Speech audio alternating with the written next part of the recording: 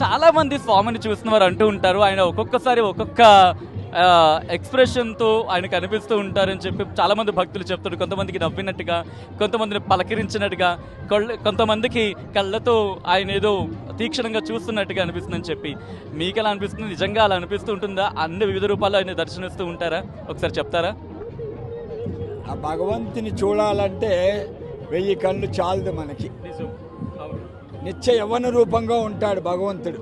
ఎలా ఉంటారు ఒకసారి మీ మాటల్లో మాకు చెప్పరా? ఆయన మీరు రోజు చూస్తూ ఉంటారుగా. హనుమాచార్య చాలా సంకీర్తనలో అద్భుతంగా వర్ణించాడు. ప్రతి సంకీర్తన 360 రోజుల్లోనే ఒక సంవత్సరంలో 450 ఉత్సవాలు జరుగుతుంది స్వామివారికి.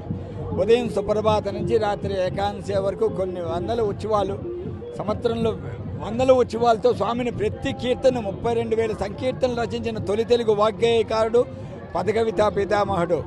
అన్ని మంత్రములు నీలోనే ఉద్భవించింది, అన్ని కళలు నీలోనే ఉద్భవించింది అన్న మాదిరిగా సంకీర్తనలు రచించాడు అన్న. ఆయన ఎలా కనిపిస్తారు అనే అంశానికి సంబంధించి మీకంటే రోజుకొక ఒక రూపంలో కనిపిస్తుంటారు, రోజుకొక ఒక విధంగా చెప్పాలంటే చూసే కొద్ది ఒకసారి దాని గురించి మాకు చెప్తారండి. మా భార్య ఉదయం సుప్రభాతం అయిన తర్వాత స్వామికి తోమాల కొలువు అయిన తర్వాత ఘంటానాదం అయిన తర్వాత తాళపాక నిత్యహారతులు ఉంది. ఆ హారతులకి మొట్టమొదటిగా పిలుచుకెళ్ళినప్పుడు ఆవిడికి నరసింహస్వామి అవతారంలో కనిపించింది.